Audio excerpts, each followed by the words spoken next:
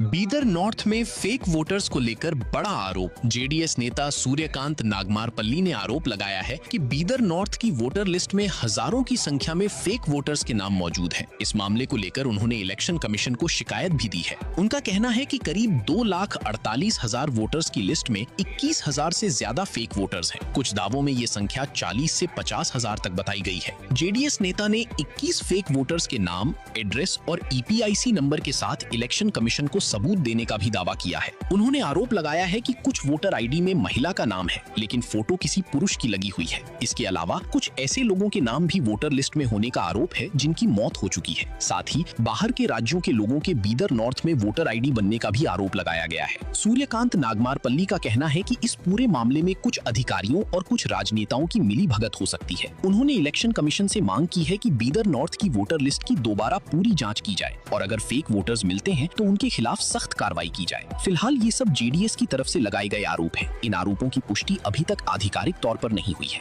सच्चाई election commission की जांच के बाद ही सामने आएगी। ऐसे ही बीदर रिलेटेड न्यूज अपडेट्स के लिए हमारे पेज हैदराबाद बीदर को फॉलो करें। ಲಿಸ್ಟ್ ಡಬಲ್ ಐಡಿಗಳು ಟ್ರಿಪಲ್ ಐಡಿಗಳು ಡೆತ್ ಆದವ್ರು ಹುಡುಕಿದೆ ಎಷ್ಟಿದೆ 40,000 ಹೆಚ್ಚಿಗೆ ಫೇಕ್ ವೋಟರ್ಸ್ ಇದ್ದಾರೆ. ಡಬಲ್ ಐಡಿಸ್ ಟ್ರಿಪಲ್ ಐಡಿಸ್ ಮಾಡಿದ್ದಾರೆ. ಬೇರೆ ರಾಜ್ಯದವರಿದ್ದಾರೆ.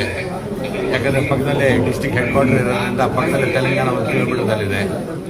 ಅಲ್ಲಿ ವೋಟರ್ಸ್ ಕೂಡ ಇಲ್ಲಿ ಇದ್ದಾರೆ. ಆಧಾರ್ ಯಾವಾಗವರೆಗೂ ಲಿಂಕ್ ಆಗೋದಿಲ್ಲ ಅಲ್ಲಿವರೆಗೂ ಕಡ್ಡಾಯವಾಗಿ ಇನ್ನೂ ಸಿಗೋದಿಲ್ಲ. ಇಲ್ಲೇ ನೋಡಿ ಒಬ್ಬೊಬ್ಬರದು ಒಂದೇ ಹೆಸರಲ್ಲಿದೆ. ಹೆಸರು ಒಂದೇ, ಎಪಿಕ್ ನಂಬರ್ ಬೇರೆ, 2 ವೋಟರ್ ಐಡಿ ಇದೆ.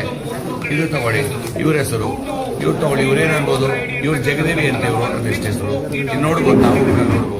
ಇವು ಈ ಥರ ಒಬ್ಬೊಬ್ಬರದು fake voters, double voters, triple voters, ಈ ಥರ ನಾವೇ ಒಂದು 20,000 ಹೆಚ್ಚು ನಾವು ಹಿಡಿದಿದ್ದೀವಿ. ಇನ್ನು 40,000 ಹೆಚ್ಚಿದೆ ಅಂತ ನಮಗೆ ಶಂಕೆ ಬಂದಿದೆ. ಸತ್ತೋದವರು, ತೀರೋದವರು ಸುಮಾರು 4,500 ಜನದ ಮೇಲೆ ವೋಟರ್ಸ್ ಇದೆ. ಇನ್ನು ಮುನ್ಸಿಪಾಲಿಟಿ ಇದ್ರು ಇದ್ರ ಅವ್ರು ಹೇಳಿ ತಗೋಬೇಕು. ಆದರೂ ಕೂಡ ಮೊನ್ನೆ ಚುನಾವಣೆಯಲ್ಲಿ ಒಬ್ಬರು ಮುನ್ಸಿಪಾಲಿಟಿ ಕಾರ್ಪೊರೇಟರ್ ಹಾಕಿದ್ರು, ಕೋರ್ಟಿಂದ ಆದೇಶ ಆಯಿತು. ಇವಿಎಂ ಮಷಿನ್ ತೆಗೆದ್ರೆ ಅವರು ಡೆತ್ ಸರ್ಟಿಫಿಕೇಟ್ ಕಾಪಿ ಕೊಟ್ವಿ, ಆದ್ರೆ ಅವ್ರು ವೋಟ್ ಹಾಕಿದ್ರು. ಆ ಥರ ಪರಿಸ್ಥಿತಿ ಇಲ್ಲಿದೆ. ಅಂಟಿಲೇನಲ್ಲೇ ಇಲ್ಲ, ಕಡ್ಡಾಯವಾಗಿ ಆಧಾರ ಲಿಂಕ್ ಆಗೋದಿಲ್ಲ, ಬಯೋಮೆಟ್ರಿಕ್ ಮತ್ತೆ ಫೇಶಿಯಲ್ ಎಕ್ಸ್ಪ್ರೆಷನ್ ಆಗೋದಿಲ್ಲ. ಇಲ್ಲಿ ನಾವು ಪ್ಯೂರಿಫೈಡ್ ವೋಟರ್ ಲಿಸ್ಟ್ ಸಿಗೋಕ್ಕಾಗೋದಿಲ್ಲ.